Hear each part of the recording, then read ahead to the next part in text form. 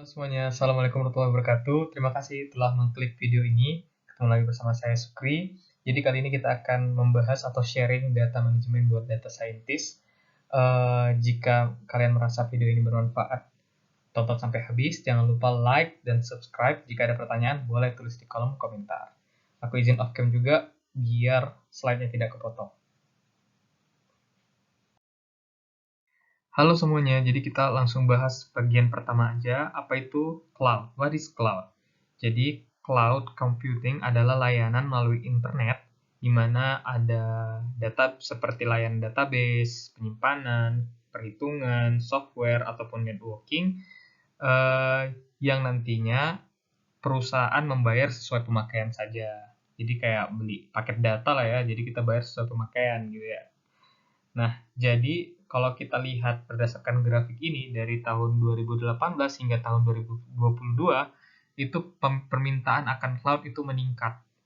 Nah, jadi di mana vendor cloud ini atau yang menyediakan layanan cloud ini, dia menyerap lebih banyak penyimpanan data backend dan teknologi transformasi ke dalam penawaran inti. Nah, di mana nanti ada data, saluran data, ada analisis, ada alat pemodelan. Nah, di mana nanti mereka yang akan menghandle ini semua. Jadi perusahaan sekarang hanya fokus saja untuk menghasilkan nilai dari data machine learning mereka. Jadi menghasilkan informasi yang meng-lead bisnis itu ke arah mana, itu yang penting. Jadi untuk sisanya serahkan aja namanya ke vendor cloud-nya gitu ya. Jadi daripada nanti kita membangun tim untuk mendukung perangkat keras, infrastruktur, dan penerapan pemantauan aplikasi itu selain mahal juga susah ya, ribet. Nah, kemudian kenapa sih data scientist itu dan data engineer perlu memahami cloud dan data service-nya bagaimana? Nah, pertama, kalau kita kerja sebagai data scientist, udah beban kerjanya tuh atau awalnya dari konvensional udah berpindah ke platform cloud. Nah, jadi ada dia platform cloud itu ada yang public, ada yang private atau hybrid. Hybrid itu adalah gabungan kedua ini. Nah, sehingga kita perlulah memahami infrastruktur virtual yang tadinya ini, di mana nanti kita bisa menghandle beban kerja yang terus bergerak ke arah cloud tadi. Seperti itu ya. Ada beberapa istilah terkait dengan cloud, di mana ini sebenarnya cukup mendasar tetapi penting yang harus diketahui. Nah, jadi istilah ini mungkin kata kunci ini membantu kita memahami perkembangan industri dan tren masa depan dalam cloud computing. Yang pertama adalah XaaS atau Anything as a Service, di mana intinya adalah layanan apa saja yang tersedia di internet. Nah, jadi layanan apa saja sebagai layanan cloud yang tersedia di internet. Kadang disebut juga sebagai Everything as a Service. Kemudian yang kedua adalah Software as a Service atau SaaS. Contohnya adalah Google Document. Nah, siapa sih yang nggak pakai Google Document sekarang, Google Docs? Jadi penggunaannya bisa instan, dari device mana aja bisa diakses. Kemudian tidak kemungkinan untuk kehilangan data itu sangat kecil karena kita udah nyimpannya langsung di cloud ya. Jadi udah terbackup lah file kita tadi seperti itu ya. Itu salah satu beberapa manfaat penggunaan SaaS. Jadi banyak ya sekarang software as a service, termasuk misalnya kalau teman-teman pakai Canva seperti itu ya. Kemudian ada yang ketiga, platform as a service atau PaaS, di mana nanti fungsi dari PaaS itu adalah mendukung building and deployment cloud-based application, di mana nanti kita dapat menyebarkan atau deployment yang sangat cepat, dan layanan ini hemat biaya tanpa pengembang. Jadi kita bisa melakukannya tanpa perlu pengembangan aplikasi atau membeli perangkat keras, perangkat lunak, manajemen, atau bahkan hosting. Jadi semua yang ribet-ribet itu udah kita serahkan aja ke cloud service kita. Kemudian yang keempat adalah Infrastructure as a Service atau IaaS, di mana menyediakan layanan infrastruktur dasar. Nah, jadi karena kita udah diberikan ini, kita lebih fleksibel nanti untuk bisnisnya atau untuk kebutuhan perusahaan, tetapi dengan biaya lebih rendah. Jadi kayak istilahnya kita analogikan seperti eh,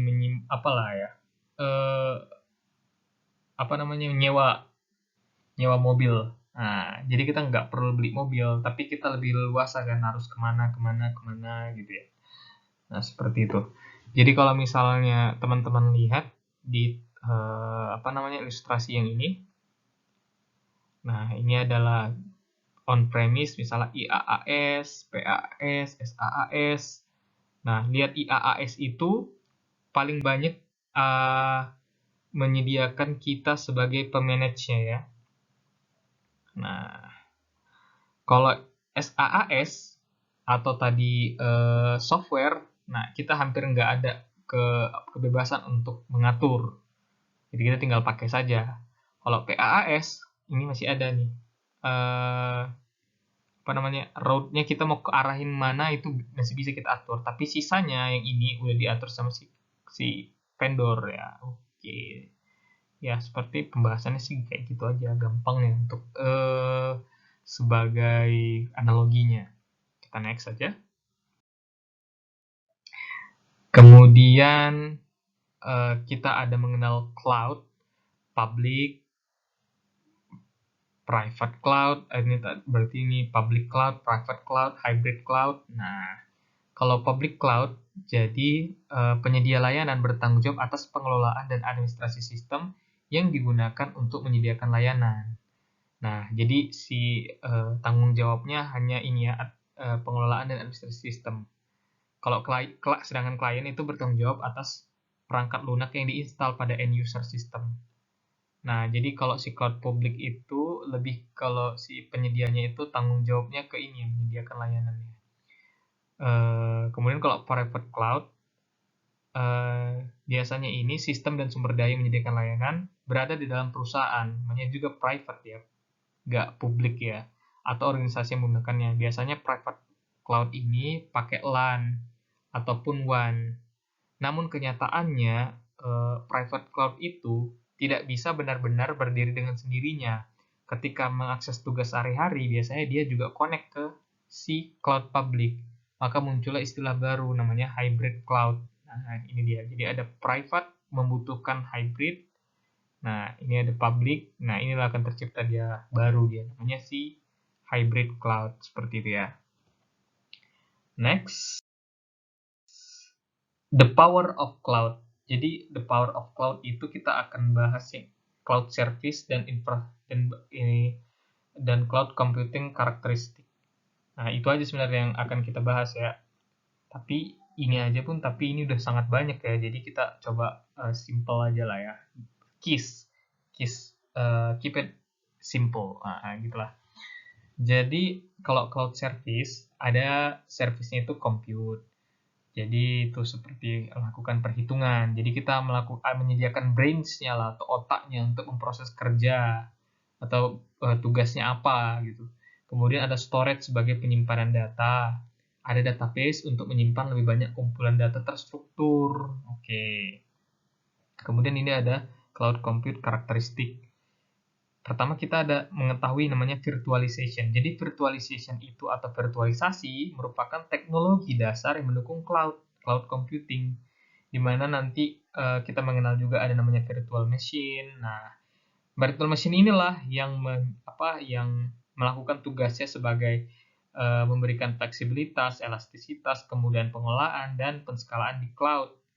Nah, nanti dia menawarkan, karena tadi udah dia ada virtual machine itu, hardware independence dan portabilitas. Jadi lebih portable dan hardware-nya kita udah independen. Gimana nanti kan dalam segi biaya nanti kita bahas juga lebih hemat. Nah, langsung aja kita bahas ke biaya ya. Hanya membayar sumber daya saat digunakan. Oke. Sudah dijelaskan juga sebelumnya. Bayar sesuai pemakaian. Oke juga. Tanpa biaya modal. Tanpa biaya modal berarti pembelian hardware dan software ini nggak dihitung lagi, non include lah. Jadi kita bayar pemakaian aja, ini udah dibayar sama si ini yang ngelolanya, si cloud vendornya. Kemudian mengelola infrastruktur di tempat. Reliability bisa sangat mahal kalau kita pengen bangun sendiri ya.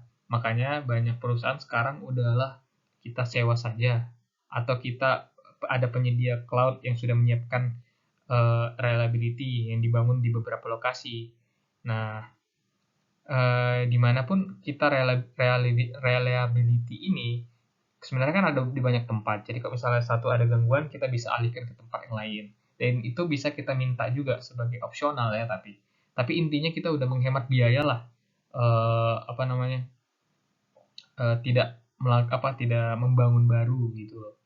Kemudian kalau kecepatan akses ini atau speed, sorry guys, kelewat lah, nanti boleh di pause saja kemudian dibaca ya. Udah lengkap juga. Sengaja sih slide-nya nggak aku bikin singkat-singkat banget. Nanti kan slide ini aku bagiin juga. Jadi ya kayak apalah ya, kayak modul gitu.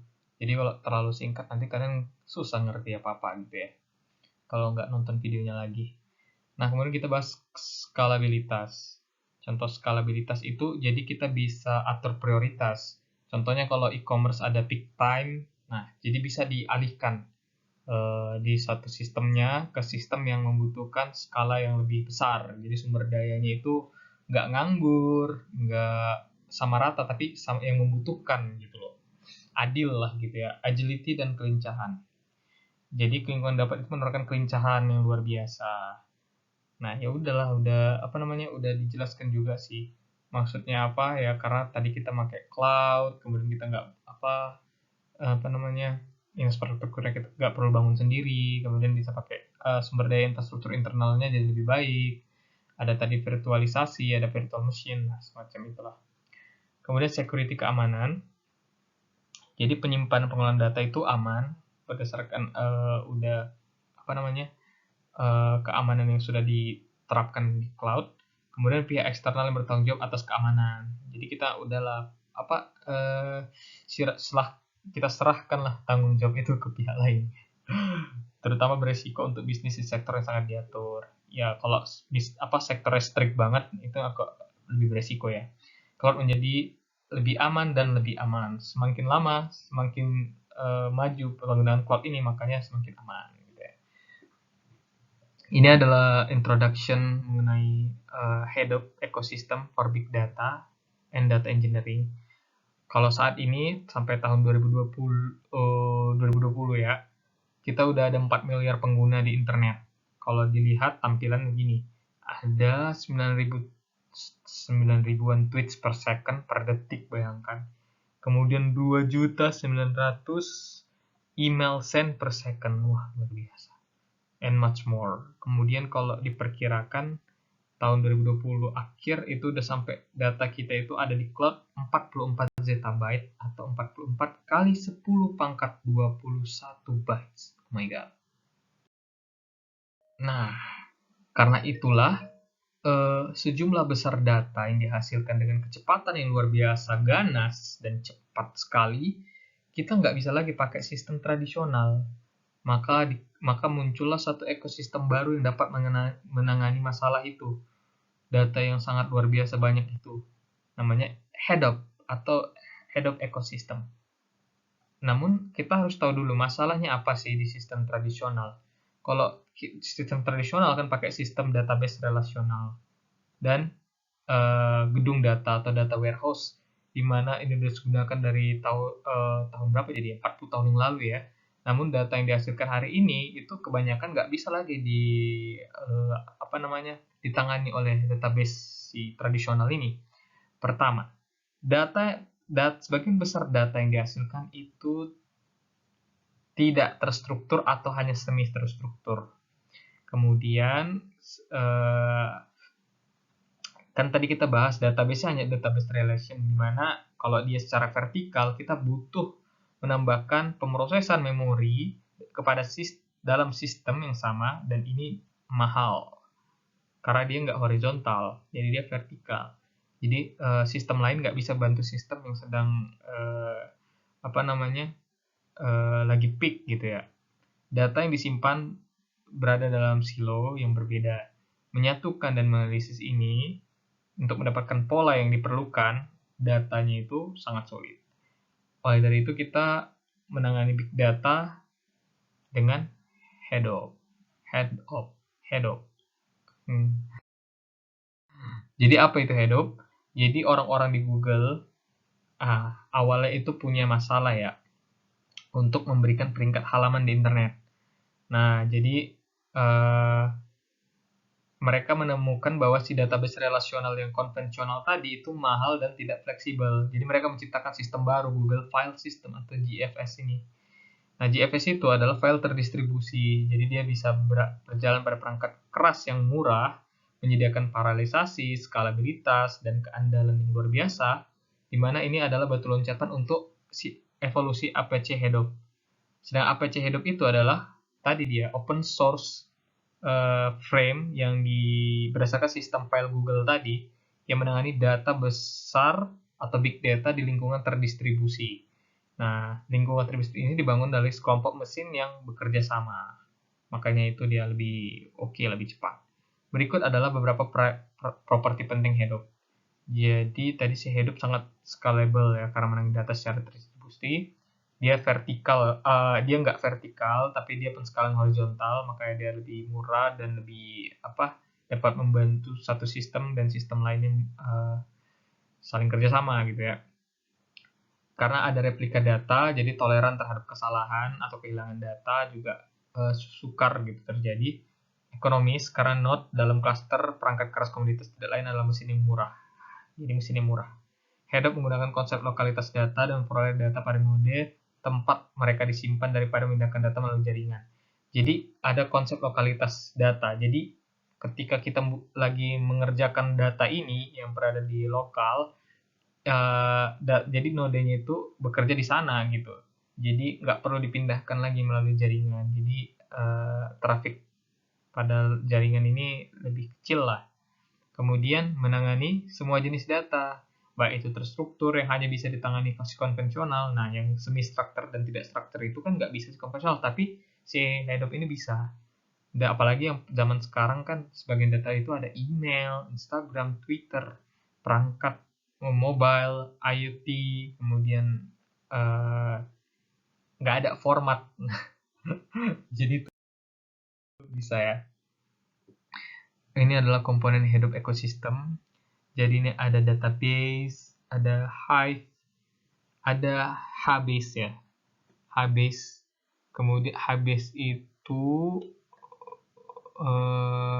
kemudian ada Hive for Analytics, Pix for Scripting, OZ for Scheduling. Kemudian processing ada Hadoop MapReduce dan Apache Spark.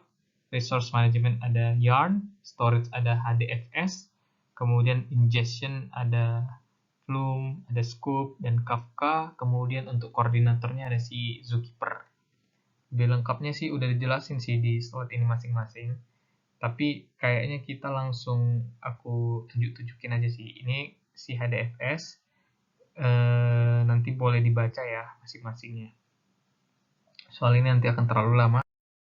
Nanti kalian boleh baca sendiri.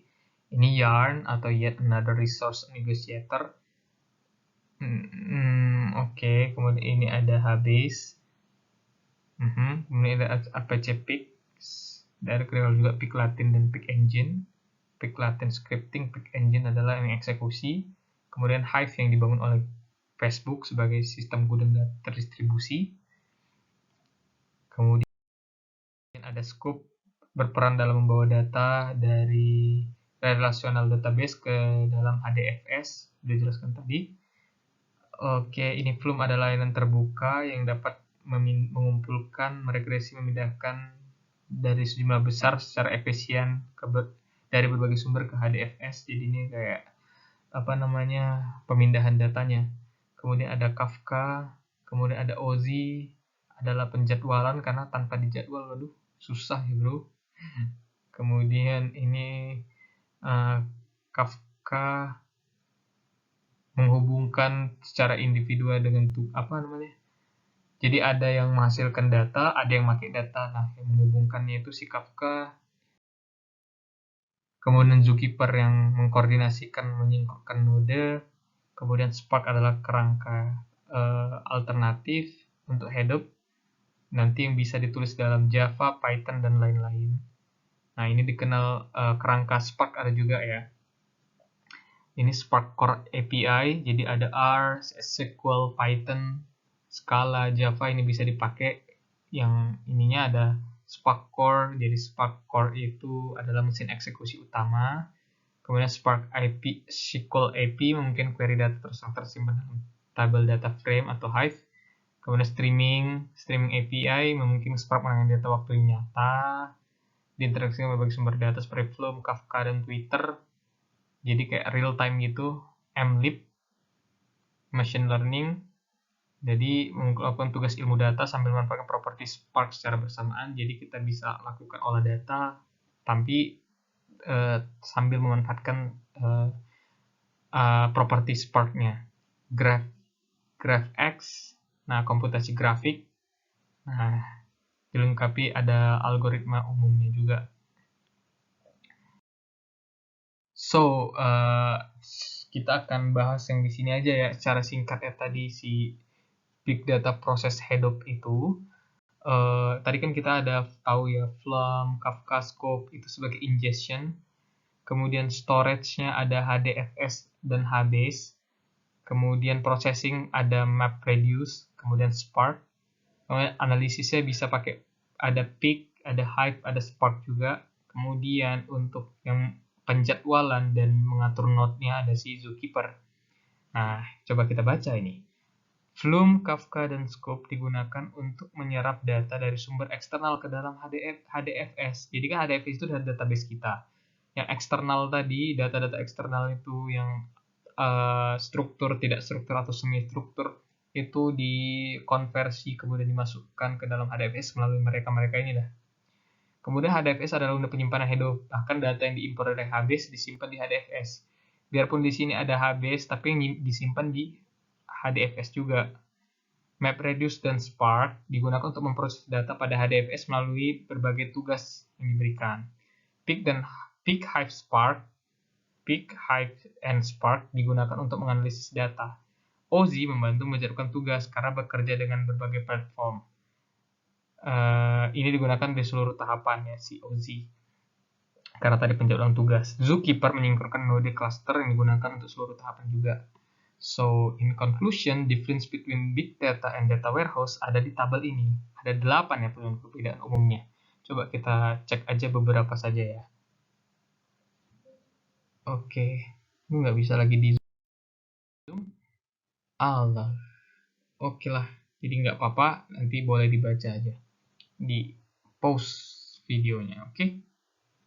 Thank you guys for mendengarkan, dan ya kalau harapannya sih kalian mendengar sampai akhir. Kemudian kalau diperlukan ini ada material source dan other reading source-nya boleh diakses. Nanti PPT atau modulnya aku letak di deskripsi. Thank you for your attention. Goodbye.